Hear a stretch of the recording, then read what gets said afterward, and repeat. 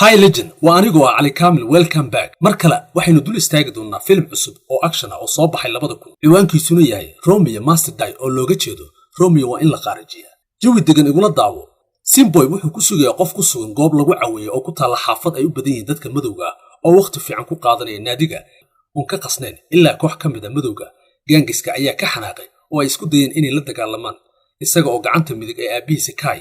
iyo saaxiibadiisa ay yimaadeen naadiga markiiba waxay isku dayeen inay fuudayaan Kai sidoo kale wuxuu gala dagaal kooban oo ay la galeen iyaga iyo naadiyada ayuu dagaalku ku dhamaaday in Kai iyo raggiisa ay qoryo ula soo baxaan raggii boodboodayay madasha iyo ninkii lahaa naadiga ayaa soo dhaxgalay oo la soo baxay qoryaha darandooriga u dhaca Michigan Kai iyo asxaabtiisa wuxuu u sheegay inay ka huleelaan goobta mar raba in ganacsigiisu waxyeelo loo geysto sababtoo ah naadigiisa wuxuu u shaqeeyaa dadka madowga ah oo kaliya haddii ay ka tagi waayaan waxa uu ku dilayaa dhammaan goobta Kai wuxuu maagay inuu wax u sheego wuxuu weydiiyay Simboy sababtuu naadigan u joogo maadaama ay dagaal ku jiraan kuwan madowgaana ay dili karaan oo wuxuu sheegayaa Kai inuu wuxuuna samayn karo wuxuuna u sheegayaa inuu u shaqeeyo isaga sida awgeed waa inuu joojiyo amarka uu ku amrayo uuna kala tuurayaa Kai wuxuu xasuusinayaa inaan u shaqeyn balse run ahaantii waxa uu shaqeeyaa aabihii waxa uu sheegay inuu isku badnaado way dagaal baa ka socda iyaga iyo koox kale oo quuleysata ah markaa mas'uuliyad ayaa ka saaray inuu naftiisa ilaashado oo isaga noloshiisa mas'uulka ah uu ka xanaaqaya Kai isla markaana u sheegay inuu naftiisa daryeeli karo oo uu ka tago gaari aan wada lahayn ayaa maalintii xigtay la helay wiil meeyda oo ka laadlaada tiirka biyaha ay utility Kai ayaa ka war helay dhimashadiisa waxaanu u ogeysiyay aabihii warkii xumaa ee dhilada ahaa wuxuu gaaray walaalkii ka weyn Han oo hore ugu tirsanaan jiray police oo ku xidhan xabsiga Hong Kong Han ayaa si degdeg ah uga soo baxsaday xabsiga isagoo u garaacaya waardiyaashii oo xirtay dharkoodii si ay u baaraan Mareykanka Saag oday nin madow ah oo dhisa hantida mugurtada iyo hogaamiye kooxeed ayaa ku howlan ganacsi wada jira isaga iyo aabihii Shu Xin madaxa dambiyada Shiinaha oo madaxa ka ah isku dhafka dambiilayaasha Shiinaha ayaa labaduba waxay hanti ku lahaayeen agagaarka xeebta Auckland si ay uga iibiyaan Vincent Frost ganacsade kaas oo qorsheynaya inuu iibsado shirkad cusub oo NFL ah oo uu ka dhiso garoon ku yaala xeebta Saag ayaa kulan la yeeshay Shu Xin si uu taxsi ugu diro geeridii wiilkiisa oo uu la kulmay Shu Xin oo ammaankiisa wata ayuu u dhiibay ubaxyadii uu u keenay wuxuuna u sheegay inuu aad uga qalbi jabay markii uu maqlay in wiilkiisa la dilay wuxuuna u sheegay Shu in wixii ku dhacay wiilkiisa ay ahayd masiibo weyn oo aan ahayn wax iska dhacay sida awgeed uu si shakhsi ah u eegi doono arrintan si uu u ogaado cidda ka dambeysay dilka wiilkiisa Shu uu sheegay Saag in aanu ula jeedin inuu gaf ku dhaco laakiin si dhab ah uma niyad jabin ereyada uu si dadban u sheegayo in aanu si buuxda u aamini karin hadda Saag ayaa niyadda u qaboojiyay una sheegay Shu in aan wax raad ku lahayn dhibta soo gaar qoyskooda lana baari doono wixii ka dambeeyay dhinaciisa kana raadin doono hadalka kadib uu rumaystay oo u sheegay in ganacsigu sii socon doono Saag wuxuu u sheegay inuu aad ugu faraxsan yahay hadalkaas oo uu ka baxay inkastoo uu ka labalabay in heshiisku weli jiro Saag ayaa ka baqaya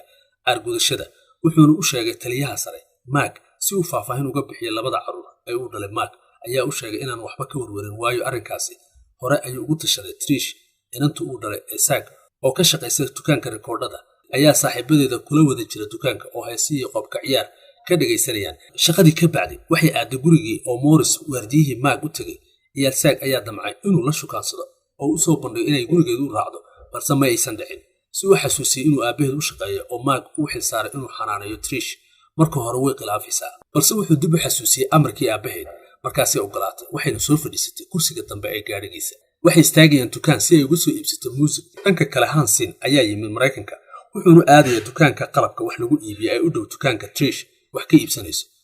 waxa uu soo gadanaya xoogaa sahaya wuxuuna u baxay inuu raadiyo taxi wuxuu arkayaa taxi kadibna darawalkii oo ka soo baxay gaarigiisa ayaa ka codsaday darawalka inuu u dhiibo furaha balse darawalkii ayaa si qalabsan ugu jawaabay una sheegay inuu shaqada ka maqan yahay maanta oo aanu shaqo lahayn Han ayaa ka xumaaday oo uu ka xaday gaarigii uu watay Trish ayaa arkaysa gaariga wayna soo gelaysaa taxiga waxaa wada ka isla gaariga Han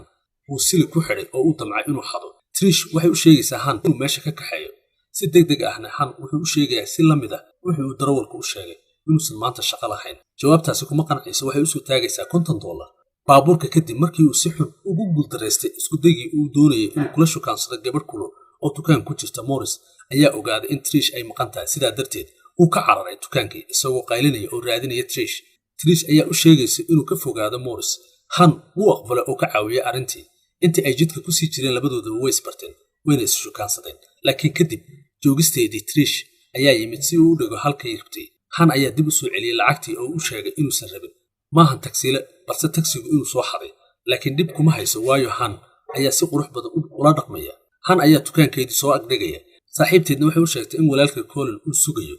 Colin oo wacay aabihii Zack una sheegay wiilkii uu yeedhay habeen ka hor intuusan dhiman. Zack ayaa weydiiyey waxa uu wiilku ka doonaya, laakiin Colin waxaa kala dhex galay Trish. Markaa waxa uu sheegay aabihii inuu hadhow u sheegi doono Zack. Waxa uu sheegay in saacad gudaheeda ku yimaado xafiiskiisa. Salaan la'aan Trish ayaa weydiisay Colin, waxayna xasuusisay inay u sheegtay in aan wax ganacsi ah ka samayn meeshaas waayo dad aan waxba galabsanaya carruur ayaa jooga halkaas. Uu ka cudur daartay una sheegay inuu u shaqaynayo aabahood oo aanu ka warwarin, maxaa yeelay wuu isdaryeeli karaa, wuu iska tegayaa oo wuxuu u sheegay inuu jecel yahay oo uu naftiisa daryeelo. Hadda isagoo u socda, Han wuxuu ogaaday in walaalkii uu yaqaano dukaanka rikoorka inanta Zack ee Trish maalin ka hor inta aan la dilin.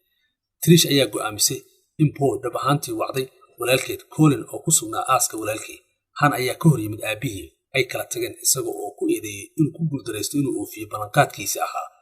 inuu ilaalinayo wiilka kadib markii Han uu ka caawiyay labadoodaba inay cararaan Maraykanka si ay uga baxsadaan. Mas'uuliyiinta Shiinaha Kai ayaa ku wargeliyay Han in guryaha ku yaala xeebta kala qaybsan yihiin. Mowjado ganacsi oo u dhaxeeya ganacsiyo madow iyo Shiinaha ayaa sababa khasaaraha nafeed oo ka dhashay xiisada isirka oo dhawaan isku bedela dagaal gaangis ah. Wuxuu aabihii u sheegay in kulanka la isku soo tuuray uu ahaa mid lagaga doodayo xog uu Simboy lahaa oo soo afjari kara dagaalka burcadka ah. Zack wuxuu ku macneeyay in heshiiska qurunka uu qoyskooda ka saarayo dembiga, balse wuxuu uga digay Colin inuu ka digtoonaado habeenkaas qofkii dilay Colin saaxiibtiisa. Isagoo oo ka soo tuuray dabaqa dheer uu u deganaa ayaa waxa uu ogaaday in wiilkii uu doonayay inuu tuso Colin liis ganacsi ah oo la burburiyay ama loogu hanjabay inay iibin waayeen hantidooda. Ayaa waxa ay booqdeen mid ka mid ah ganacsiyadii hadhay liistada wiilka, laakiin milkiilaha Shiinaha iyo shaqaalihiisa la dilay kadib markii ay dileen. Han ayaa su'aalo weydiiyay aabihii oo si qarsoodi ah uga leexiyay tuhun, isagoo soo jeediyay in Zack laga yaabo inuu u isticmaalo qandaraaslayaal dibadda ah. Trish oo Han booqday meeshii ugu dambaysa ee liiska wiilka silka cawayska Mark oo qaatay warqaddii hantidiisii kadibna afduubtay Trish. Han wuxuu kaga baxsaday xoog Max Hingeman iyo ciidamada Morris si uu u wareejiyo halka Trish loo kaxeeyay. Dhanka kale, Ju ayaa saaxiibadiisa dambiilayaasha la dilay si ay u iibiyaan hantidooda oo ay u haystaan lacagtii Zack oo Ju kula kulmay naadiga Oakland si ay u iibiyaan waraaqaha hantida hadda gacanta ku dhigay kadib markii Ju qaatay lacag malaayiin dollar ah oo uu baxay. Zack wuu diiday lacag bixintiisa isagoo sheegay in magdhowgiisu noqon doono qaab lahaanshaha saamiga shirkadda cusub. Lacag bixinta ayaa Zack u sheegay in dagaalka burcadda uu ahaa mid khiyaanaha oo uu raagay si ay u qariyaan dilkooda iyo handadaad ay ku hayeen ganacsatada diiday inay hantidooda ka saxiixaan. Sidoo kalena uu dilay Colin. Zack ayaa isagoo aad u xanaaqsan ku weeraray Magna rasaas uu ku dhuftay uu cararay dusha sare oo uu ku baxsaday helicopter, laakiin Mag ayaa gacantiisa ku toogtay shandad Roth ay ku soo dhacday dhulka. Wuxuu arkayaa qoraal ku saabsan walaalkii Mag. Wuxuu daha ka qaaday inuu ahaa kii dilay wiilka oo uu ku dhow yahay inuu toogto Han. Marka hore Han iyo Zack ayaa isbarasho saaxiibtinimo leh sameynaya, kadibna Trish waxay aabaheed ku sugaysaa ambalaas intuu Han ka baxayay. Kai iyo Han ayaa waxaa dhex mara dagaal aad u foolxun. Kai wuxuu gacmaha Han ku gubay dhuxul kulul, balse Han wuxuu jexjeexay shaarkiisa si uu hagaajiyo duubabka gacanta, ka bacdina uu u dhammeeyo Kai isagoo oo laad ku dhuftay dhafoorka gebi ahaanba ka jabay lafdhabarta. Waxa uu la kulmay si naxariis leh in wiilkiisa loo dilo sabab kale, marka laga reebay inuu ka hor yimid heshiiska ganacsi ee uu la lahaa Kai. Ma jirto cid ka ilaalinaysa Ju inuu uga jawaabo dambiyada uu galay mas'uuliyiinta Maraykanka ama qoysaska kale ee dambiyada. Han oo ka tegaya aabihiis qorigiisa kor u qaaday oo isdilay. Han ayaa ka helay Trish oo bannaanka ku sugaysa, labadoodana meesha ayay ka baxayaan. Fadlan like, share, subscribe-ka noo saar channelka cusub ee High Legend. Inta ha idiin wacnaato waad ku mahadsantihiin daawashada filimka.